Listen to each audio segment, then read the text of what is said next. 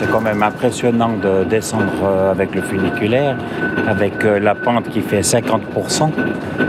Comme c'était un monument historique, ça fait aussi plaisir de le conduire pour faire découvrir aux touristes, aux gens de la ville de Fribourg aussi.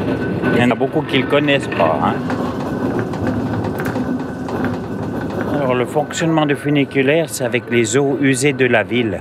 Donc, système de contrepoids, le wagon supérieur rempli d'eau usée, environ 3000 litres, qui permet de faire monter l'autre wagon qui est vide. La capacité, c'est jusqu'à 20 personnes par wagon. Pour la descente, si on a plus de personnes, on met moins d'eau. Cette eau est vidée dans un réservoir qui se situe sous le plancher du funiculaire et qui va directement à la station d'épuration.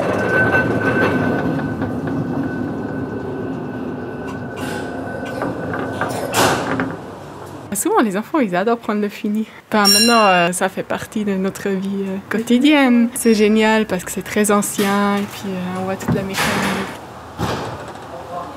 Alors, les enfants ont l'habitude de donner la main au chauffeur qui monte ou qui descend. Hein. C'est une tradition du funiculaire, tape la main.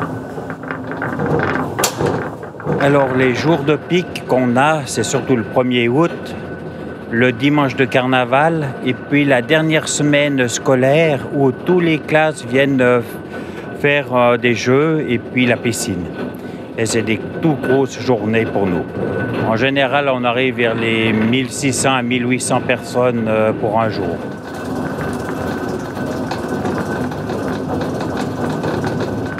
Beaucoup les touristes, quand ils arrivent, ils vont dire « mais ça sent mauvais, mais ça sent mauvais ».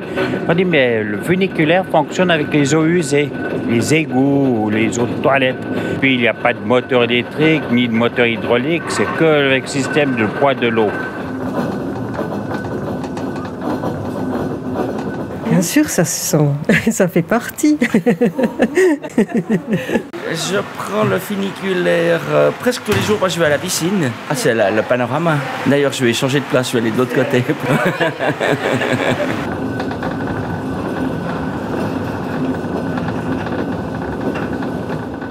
J'ai pas besoin de faire des escaliers, surtout à la montée. On faisait ça quand on était jeune, mais maintenant, je préfère prendre le funi. Par exemple, en hiver, on est en bas et puis on voit le soleil en haut. Alors on monte vraiment lentement au soleil. C'est autre chose, c'est moins stressé donc. C'est premièrement un transport public pratique, c'est écologique et puis il fait partie du monument historique, ce funiculaire. Et puis là, il y a plus de 100 ans, donc c'est bien. Et plus le personnel est super gentil.